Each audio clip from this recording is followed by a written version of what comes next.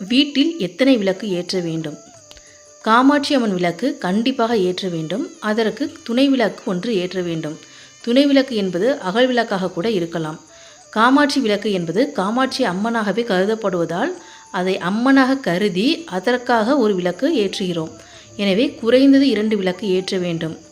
அதிகபட்சம் எத்தனை விளக்கு வேணாலும் ஏற்றலாம். 5 விளக்கு என்பது மிக சிறப்பு. அதனால் நான் எப்பயுமே 5 விளக்கு ஏற்றுறேன். அது மாதிரி இன்றைக்கி பார்த்தீங்கன்னா நம்ம வீட்டில் பூத்த பூவை வச்சுருக்கேன். முதல் பூவை நான் வேலுக்கு வச்சேன்.